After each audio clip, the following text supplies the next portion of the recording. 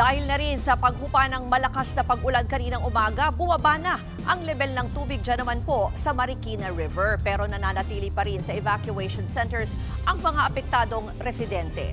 At live mula sa Marikina, nandiyan si Gerard de la Peña. Gerard, ano ba ang update mula dyan? Bumaba na ba yung level doon sa anong alarm warning level na dyan sa Marikina River?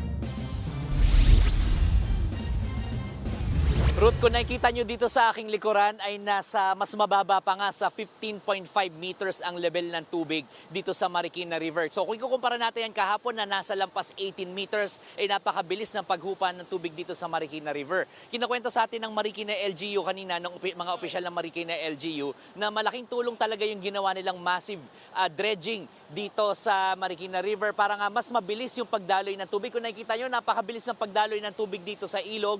Kaya naman, hindi rin masyadong nagbaha doon sa maraming lugar dito. At yun nga, hindi na rin masyadong nag-ulan ngayon, kaya napakabilis ng paghupa ng tubig dito. Yun, ganun pa man, Ruth, ay napakarami pa rin mga evacuees sa mga evacuation center natin dito. Siguro doon sa huling pagtataya natin, more or less 2,000 families ang mga nasa evacuation center sa mga oras na ito. Wala pang balita kung kailan sila pauuwiin sa kanilang mga tahanan dahil kanina pag-ikot natin doon sa mga critical areas dito, katulad na lang dyan sa Nangka at sa Tumana, ay wala ng baha. Pero ganun pa man, Ruth, alagang-alaga naman sila, may sapat silang pagkain at kanina nga ay namigay pa ng gamot ang Department of Health dito sa mga evacuation center, kabilang na dyan yung mga maintenance medicines para sa mga senior citizens at syempre yung doxycycline para iwas leptospirosis. Sa mga oras na ito, Ruth, ay nagsasagawa na ng cleanup operations dito sa kinatatayuan natin. Medyo maputik dito, kaya ngayon ay binobombahan na ng tubig para luminis na ang lugar na ito. Ruth. Gerard, yung sinasabi mo nga 2,000 evacuees, medyo marami-rami pa rin yan. Pero yung ibig mo sabihin, hindi na muna sila pinapaalis mismo ng lokal na pamahalaan kasi halimbawa sa ibang lugar, yung mga residente nagpipilit na makauwi na agad no?